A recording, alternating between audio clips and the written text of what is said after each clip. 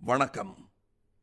இந்த விழி நம் நற்பணி இயக்கத்தாருக்கு மட்டுமல்ல, அதில் இல்லாத ரசிகர்களுக்கும், முக்கியமாக காசுக்கு விலை போகாத தமிழக வாக்காளர்களுக்கும் கூட.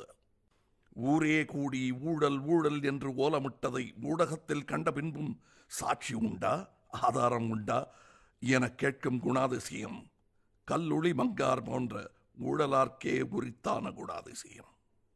ஆதாரத்துடன் வா, அரசியலுக்கு வா என்று அறைகூவல்வுடன் தம்பிமார்கள் தெரிந்தோ தெரியாமலோ என்று இந்தி திணிப்புக்கு எதிராக குரல் கொடுத்தேனோ அன்றே நான் வயதுக்கு வராத அரசியல்வாதிதான்.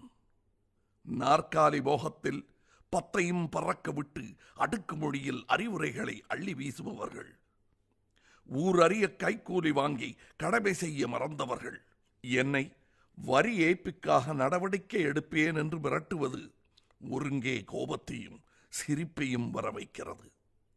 ஆதாரத்துடன் சொல்ல வேண்டுமாம், அமைச்சர் கட்டளை இது.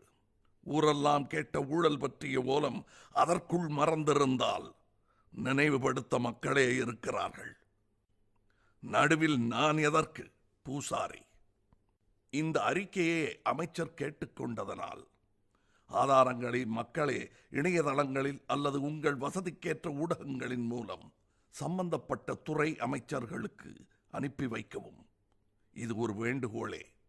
நீங்கள் இவ்வரசின் காலத்தில் ஊழலால் அனுபவித்த இன்னல்களை விளக்கி கேள்வியுடன் செய்தி அனுப்புங்கள்.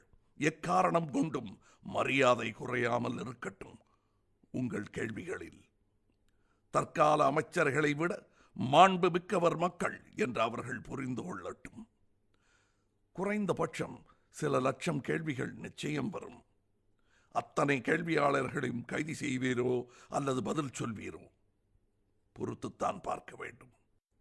நிற்க செய்தி சரியாக புரியாதவங்களுக்கு ஊழலே இல்லை நிரூபி பார்ப்பான் அப்படின்னு அமைச்சர் கேட்டார்ல, ஊழல் இருக்குன்னா எழுதி அனுப்பிடுங்க. கார்டு கவரில் கடுதாசியில் வேணாம், கிழிச்சு போட்டுட்டு போயிட்டே இருப்பாங்க. டிஜிட்டல் யுகம் இது, டிஜிட்டலாக பதிவு செய்யுங்க. ஆனால் மரியாதை தவறாமல் அதை செய்யுங்க.